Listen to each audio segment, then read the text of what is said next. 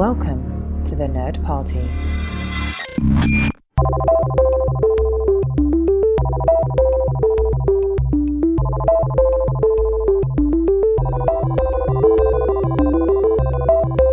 Hello everybody, welcome to Second Contact. My name is Charlene Schmidt, and with me as always is... Tristan Riddell. Tristan Riddell! It is the last episode of Star Trek Lower Decks. We're going to take care of that today. But, holy crap, we have got to talk about the news that came out just about 10 minutes before we hit the record button. And this is very pertinent to you and I because of our love for Voyager, and that is Star Trek Prodigy, and who's going to be leading that. Our beloved Captain Catherine Janeway is coming back to the next animated show within the Star Trek realm, and it's called Star Trek Prodigy. And it's a kids show. It's purely a kids show. It's not animated like Lower Decks. It's not going to have an adult spin on it. There's not going to be any adult humor. I'm guessing it's going to kind of be in the same vein as Star Wars Rebels or Clone Wars. I don't know if it's going to be CGI or not. I don't know if it's going to be 2D animated or 3D animated.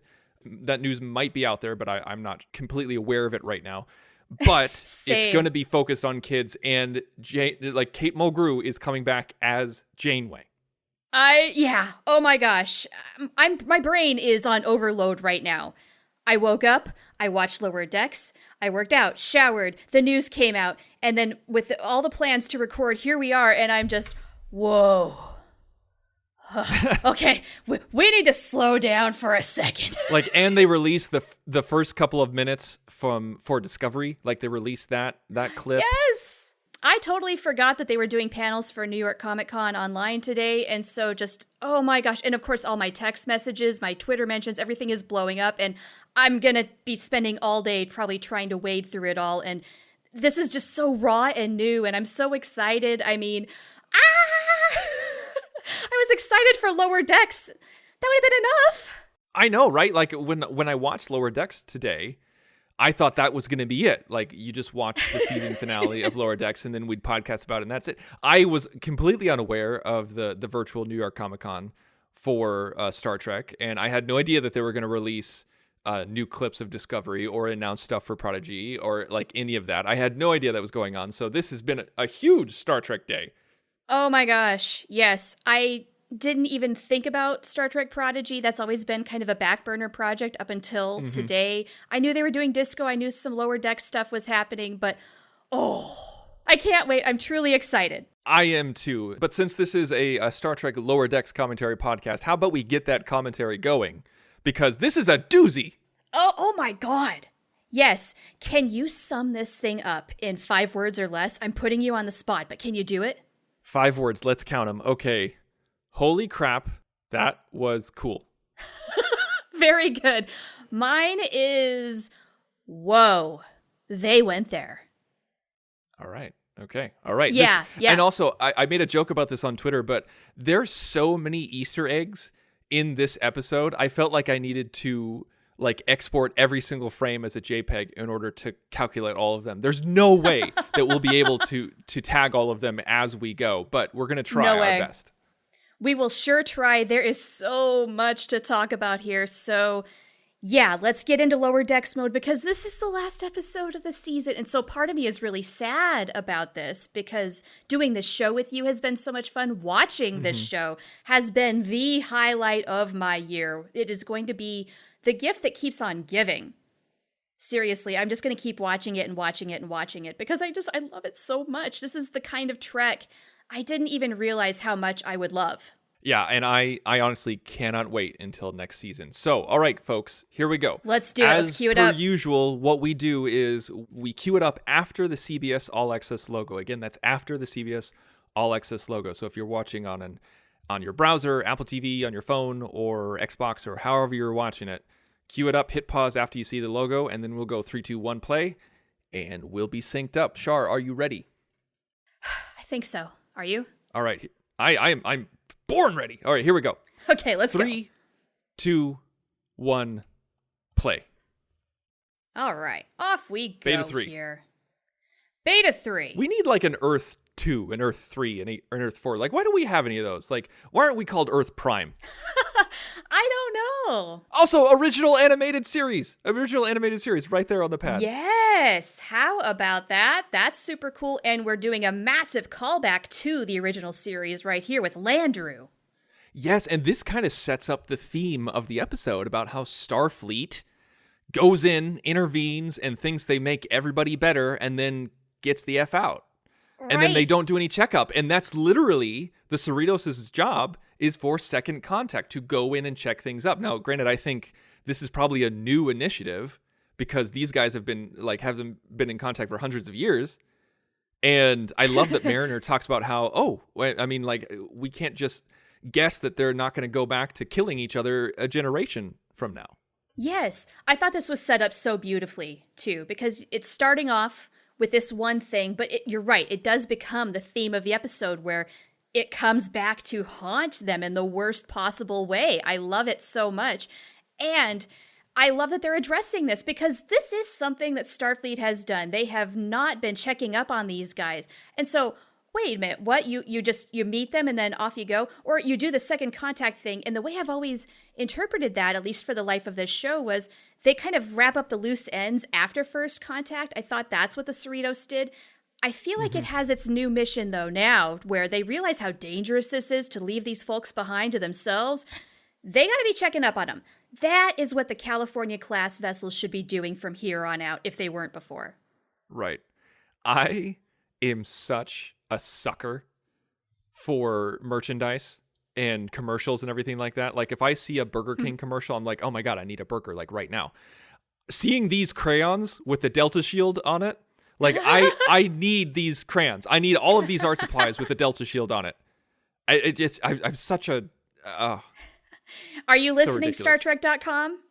Tristan is willing to give his money. Hello, take it. So this is an interesting bit that I don't think we've actually seen before in Star Trek, where someone doesn't notice that their comm badge is going off and the other end can hear. I mean, that's a little weird, right? Because I know it's not consistent in Star Trek, because sometimes in Star Trek you'll see people will have to tap their comm badge and say Riker here, and then they go, and other times they don't tap it and they just say Riker here and then it goes. I always thought that meant, it could be tap activated or voice activated. This shouldn't happen, right? Like, so that you could just easily eavesdrop on people? Or you think just how many times that would have been beneficial if they had. So, like, did they force the channel open because she wasn't responding? That's not explained. Right. We've got to let that slide. But you make a very good point. Yeah, obviously it sets up the plot, and fine, whatever. I'm not going to, like, it's not going to ruin the episode for me. Exactly. It's like in the last episode where Freeman beams Mariner up, but she's tapping her comm badge and saying, "One to beam up." Yeah, right. It's those little things. Also, there's a conversation going on, started by Heather, and for those of you on Star Trek Twitter know who I'm talking about. She was talking about canon, about how canon conversations have become toxic, and it's usually where people just use canon as an excuse to bash on something that they don't like, and she was asking people, like, what do you think about canon conversations? And I've been really enjoying the conversation and seeing people's different responses to it. My main response is that I love talking about canon. I love talking about continuity. I love talking about inconsistencies. And I love doing it as long as the person is not dismissive on the other side. I know it has been used a lot for people to just hate on stuff, but what I hate is being lumped into that category, because I want to talk about that stuff. I want to talk about the comm badge working in a different way, and not somebody say, like, oh, well, like, why do you hate Star Trek? It's not like it's ruining the episode. You're like, I'm not saying that. I'm just saying it's something to talk about. Sure. I think it's okay to point out inconsistencies. It's just going to naturally happen no matter how thorough somebody is. Now, I had to look up the Solvang. That is a legit city in the state of California. It is off the 101 between Santa Barbara and Santa Maria, if that puts it into any context for you. It's this little town of about 5,000 people, and the name means sunny field. I didn't no, we have seen this captain before. I didn't notice this before, but everybody has their boots off, except for that one guy that she yelled to take off her shoes. This captain is my mother. You take your shoes off at the door, okay? She's brand new. They were all lined up on the side of the bridge. I didn't notice that before. That's so funny. I love it so much. And all it takes is one battle here to ruin the bejesus out of it. And here's the thing, is that like this was boom. Uh-huh. Like this, I think this was the first time in Star Trek where we get a scene after the credits, but before the title card. Ooh, I think you're right. And also, like with that ship being destroyed and everyone killed, I was like, this is gonna be different. Right? Oh, me too. It's like, oh, okay. That's that first of, oh, they're going there. Okay. Yeah, this is going to be a little harsh. All right. Yeah, we're not screwing around here. Sexy No. mode. Yes, I enjoy Rutherford going through these different modes. We've got Klingon, British. There were a few others. Someone needs to pause it and like go through all of them. Oh, I'm sure somebody already has. And here we go in Exocomp. I was so freaking excited for this Exocomp storyline. And this storyline went in very many different directions that I did not think they were going to go in. And so it really kept me guessing each time. Certainly the twist at the end, I was not expecting it. I'll say that for right now. See, again, I want that mug. I want it. It has the Delta cheese on it. I want it. I hate that I want it. Well, but if they put it out there, you're going to get it, right? I've been good with my self-control lately. All it takes for me is a discount code, and I'm there.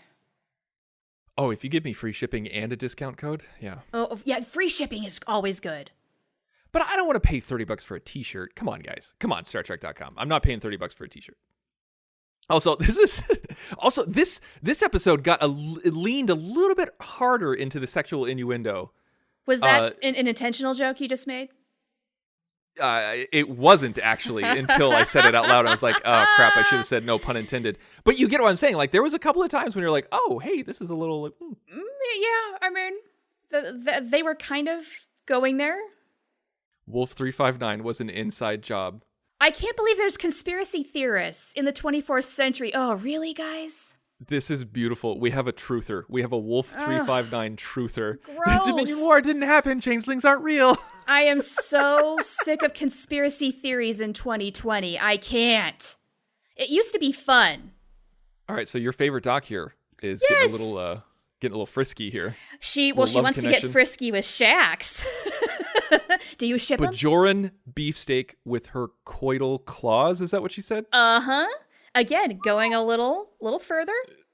Yeah. That's something I don't want to picture, and I'm never going to Google that. Is that fan art you don't need to see? Oh God, that's the fan art that I stay away from. Don't share that on Twitter. Oh. So hand pies. I really want to know what hand pies are. You've never had a hand pie? They're a big thing in LA. So this is kind of It's another a real California thing. Oh, yes. I didn't know that was a real thing, because didn't he say like Yeah. it was like key lime or something? Well, and the thing is you can do sweet or savory. The whole idea is it's like a portable food. So while you're on the go, while you're walking around, a hand pie, you've got it in the wrapper and you can eat it as you go. Every food is portable if you're smart enough. Oh, I kind of beg to differ. Lasagna? Oh, I've done it. I have done it. Of course you have.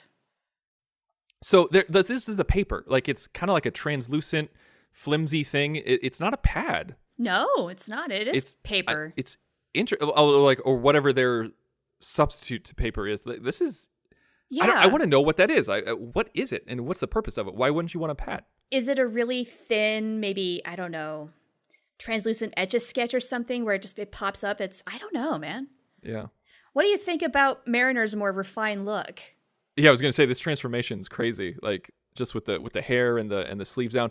I can see now why they were waiting for the sleeves to come down. They were like, no. Like we're gonna use it. We're gonna use it wisely. I appreciate that. Every little detail on this show means something. I appreciate that when a show does that. I have to also appreciate how this Exocomp is doing analyzing all this data to have a more, quote, normal and more, I guess, human, or at least organic being name, and comes up with frickin' peanut hamper. Come on, that's beautiful. I feel like they should have thrown in one non-English word. Oh, Like it should have been, Yeah, it should like, and I mean like because we know like it just means that it could be translated. Like I guess that's what we could say. Like maybe it's just being translated, so we don't know Sure. what peanut hamper she's actually saying. Like she could be speaking like the Romulan word for peanut and the Klingon word for hamper, something like that. Of course, the universal translator is going to take care of that. So what if she did and we just don't know? Well, that's what I'm saying. Oh, and Ransom, weights. I love how he has to be weightlifting to think.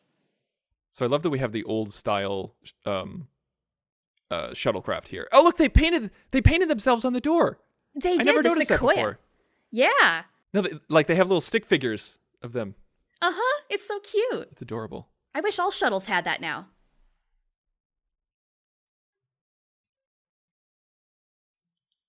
You'd think this thing would have come with like an instruction manual, like his implant. You would think, right? But then we'd have far fewer jokes. Because this thing has given him nothing but grief. Now, why didn't the exocomp just like beam like something with fingers or claws in order to pick it up? That's a really good question. Exocomp still has things to learn. Because like if she could do surgery. Right. So she's got some very specialized skills, needs to refine some others. I mean, this is cool though. Like just the sheer idea of it. I know on the surface it looks silly, but it's really actually pretty awesome. It really is. We see a species that became sentient and then they're accepted into Starfleet and into the Federation as sentient beings. Yeah. I mean, it opens it wide up to what the heck does it mean? Totally. I have to love how supportive Tendi is too. It's just I'm just so excited for her. She's not jealous. Mm-hmm. She's not there to kind of throw her under the bus. No, she is that friend who's just going to support you no matter what you do. So we still haven't learned why Boimler's hair is purple, but we were promised we would. So I guess that's going to be a season 2 thing. Oh, I didn't realize we were promised that. Yeah, McMahon talked about it. Okay. So yeah, I guess that is going to be a season 2 thing. That's cool. This was very reminiscent of Star Trek 09. Yep, I felt that too. When they flew into the wreckage of the previous fleet and the Narada was there. Like even that shot right there with the hull coming at him. Totally. So they totally upped the game of the Packlids here. Oh my goodness. Now, I did not have this on my Star Trek Lower Decks bingo card. A return of the Packlids never occurred to me. I mean, this is crazy badass and holy crap, look at what they have done with them. Oh my god.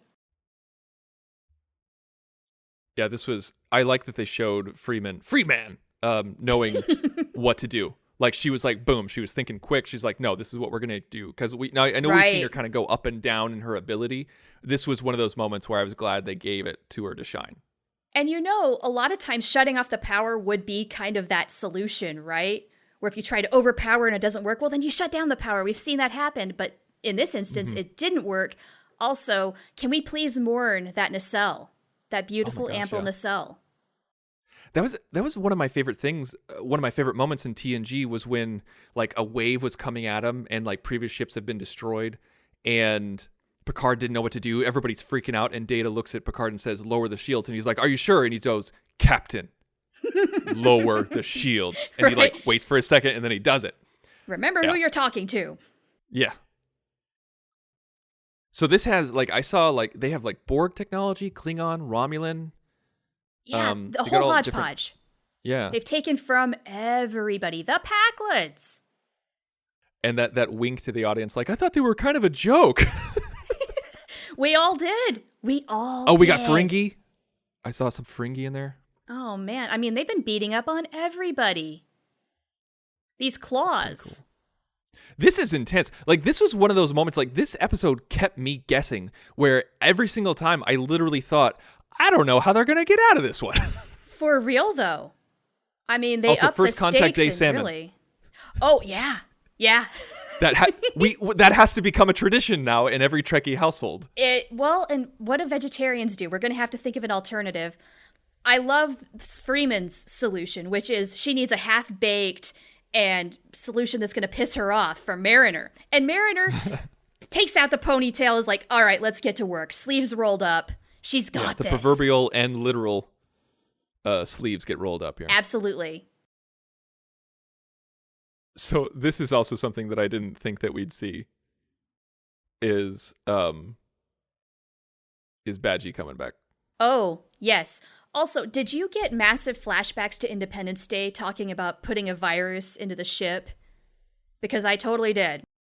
I should have, but I didn't. Yeah, that's okay. Yeah, that's... There's a scene in here where they're uploading the virus to the Pac-Led ship, and all I could see was Jeff Goldblum saying, "Do it," like he does in Independence Day.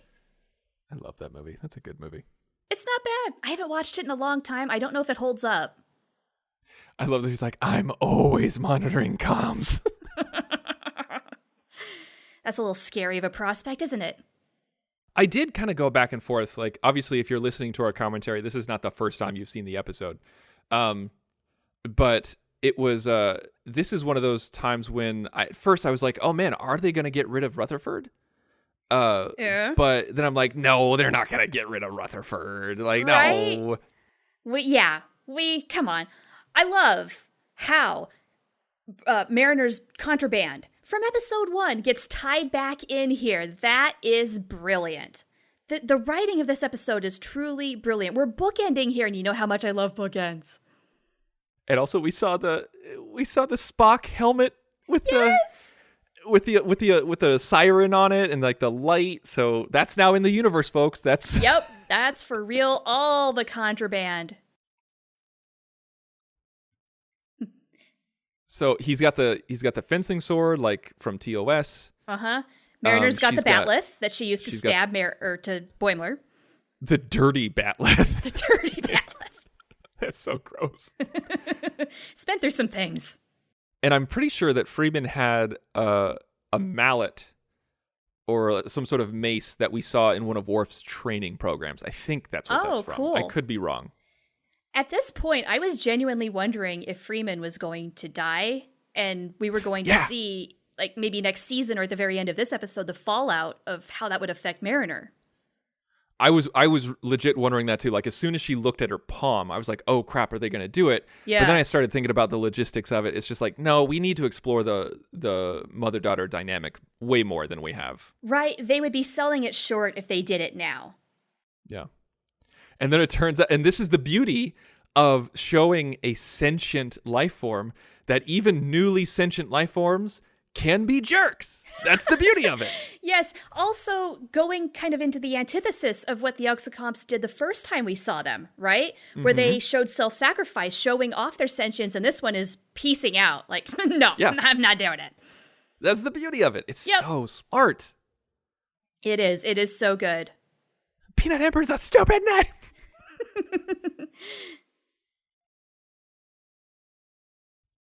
So why did he have to put it into his brain? Like, why couldn't he have just like carried the chip over to the ship? Like, why did he have to transport it in his head?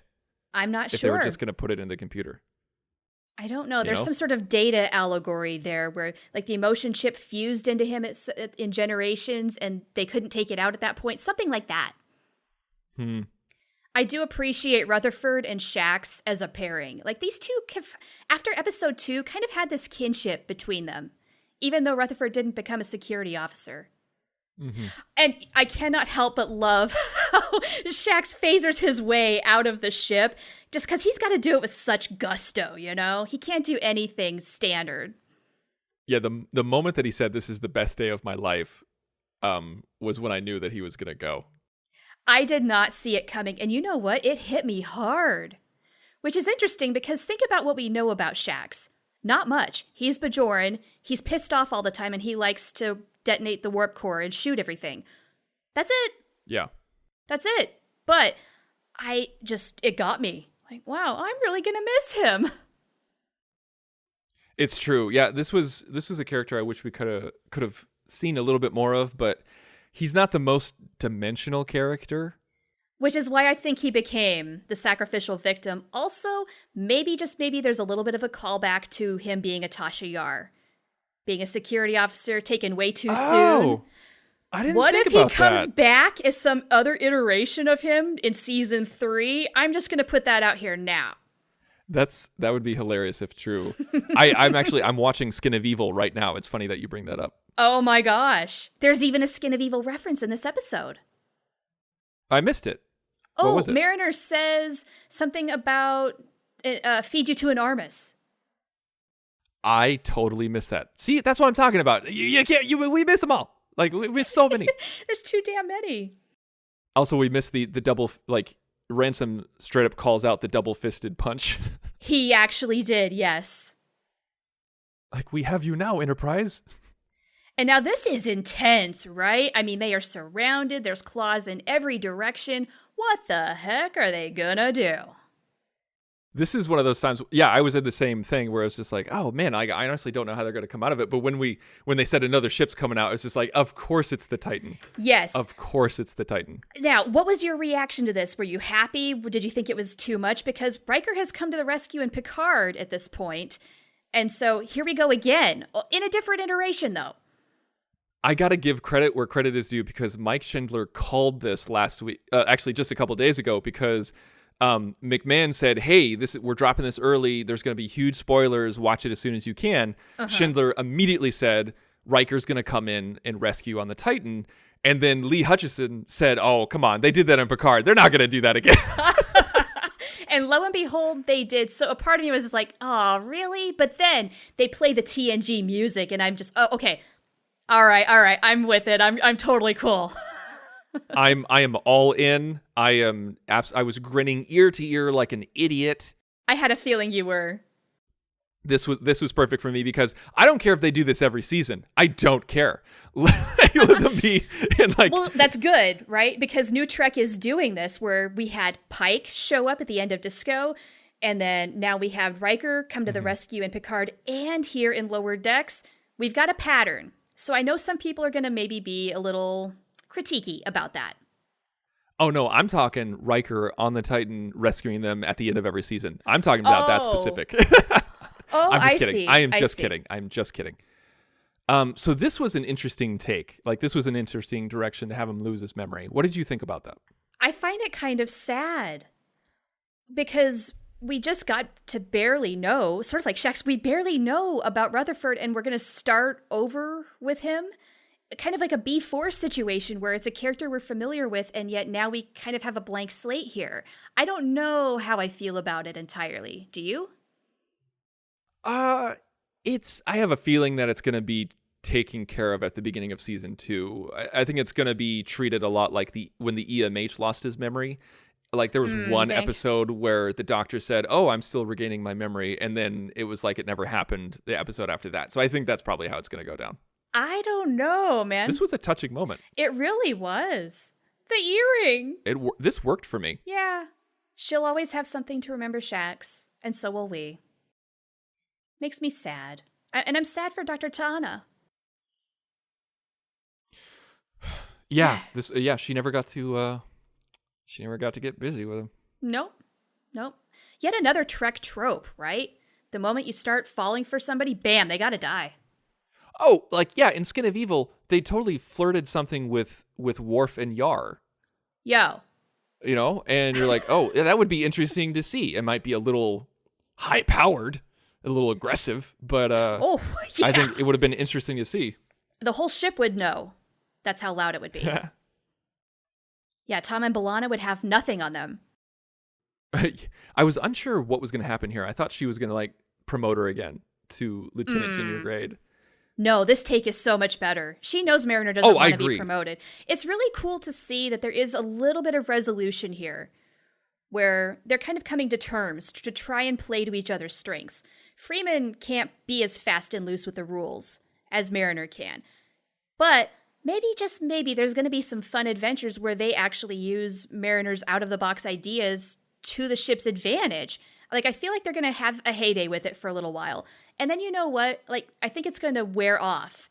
The fun of it is going to lose its luster for Mariner. And maybe she'll grow up a little.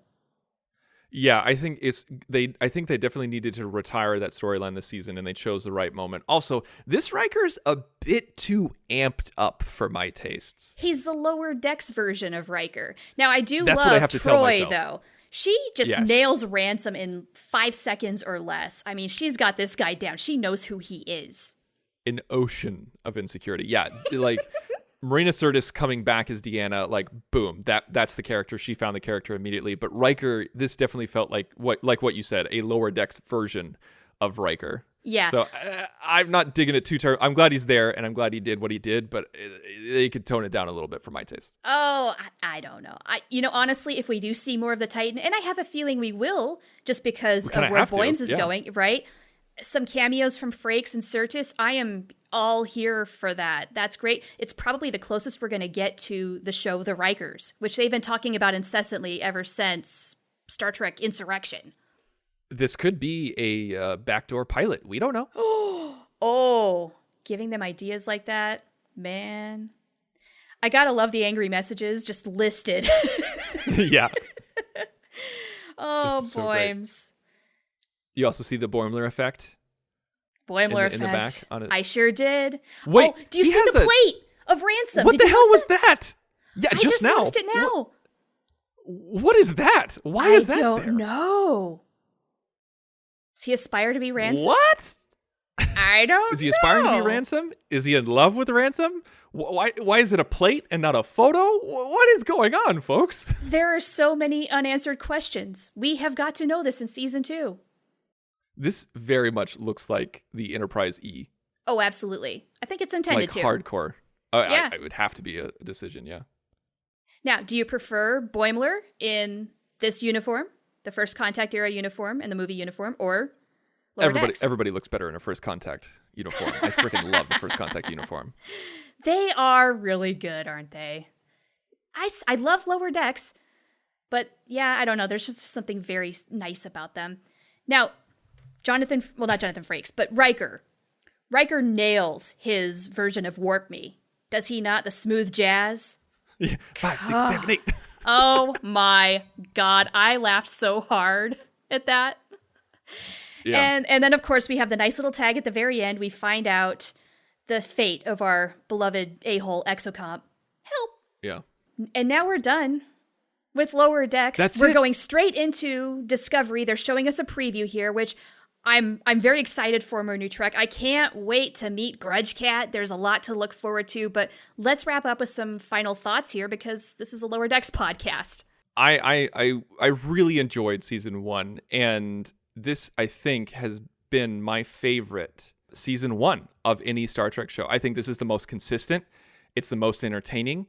And now, granted, they only had 10 episodes, so this has been the shortest season 1 we've ever seen. Mm-hmm.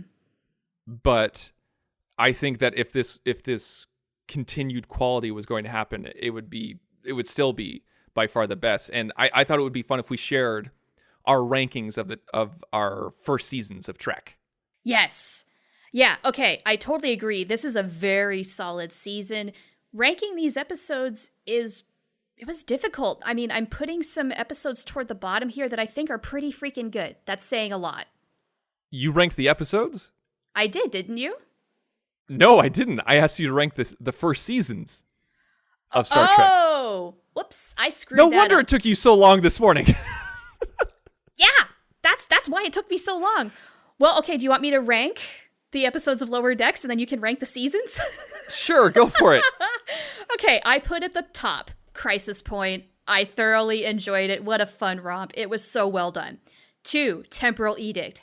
#buffer time. 3, No Small Parts. We just watched it. Maybe a recency bias here, but boy, they went there, man. They totally went there. They showed that this show is not going to be static. Even though these are not our best of the best Starfleet officers, they're not going to be in the same place forever. They are going to grow. They are going to change. I'm very excited for where they're going to go in season 2. I think they open the door to some amazing possibilities. After that episode, number 4, Veritas. 5, Cupid's Errant Arrow. 6, Envoys. 7, Terminal Provocations. 8, Much Ado About Boimler. Number 9, Second Contact. And 10, Moist Vessel. Now, this ranking is subject to change without notice. This is what it is for right now, today, in this very hour. It's probably going to go back and forth all the time the more I watch these episodes. Yeah, absolutely. Well, I didn't do that, so I will rank my first seasons of Star Trek. Do it. So I'm going to go from least favorite to favorite. So number 9, the animated series. 8 is TNG, because we all know season 1 of TNG is. Oof. 7 is Disco. 6 is the original series. 5 is Picard. And then now we're starting to get into stuff that I'm like, no, this is good. This is good. I like this. And that's number 4 is DS9. 3, Enterprise. 2, Voyager. And number 1 is Lower Decks. Woo. Okay. I am a big fan of Lower Decks now. I think this is a great show. I think it's an entertaining show. It's apples and oranges when you compare it to something like Enterprise or Voyager or Deep Space Nine. It's supposed to be fun. It's supposed to be over the top. It's supposed to be crazy. And it is. And it's entertaining once you accept what it is. Yeah, I think you're either going to really enjoy this show for what it is and what it wants to do, or you're not. And that's okay. That's why we have so many different flavors of Trek. I can't stress that enough. It's so exciting. But I'm so glad we did this show, by the way, just because it hits such a distinct note for the both of us. And I know we have a bunch of other folks who listen to us and are just in the Star Trek fandom where this hits something. It clicked with us. And this show is right up there right now in my heart with Voyager. And you all know how much I love Voyager. That's how much I love Lower Decks. I want to declare my love to Mike McMahon for creating the show. Buddy, wow. You did an amazing thing here. I can't thank you for how happy this show has made me. Yeah, and it's been a gift, and thank you so much. And I hope to do this again with you next year for season 2 of Lower Decks. Totally. We will come back. We will do more commentaries with new episodes when they get released. And in the meantime, you never know what might happen. We might come up with another project. We don't know, but stay subscribed. Keep your eyes on thenerdparty.com. Follow us on Facebook, Instagram, and Twitter. Search The Nerd Party on Facebook and Instagram, and search for Join Nerd Party on Twitter. And we thank you guys so much. Everybody who's contacted us on Twitter and whatever means telling us that they like the show or answering our questions. We really appreciate it. Again, thank you so much. And until next time, let's see what's out there. 5, 6, 7, 8. Join the revolution. Join the Nerd Party.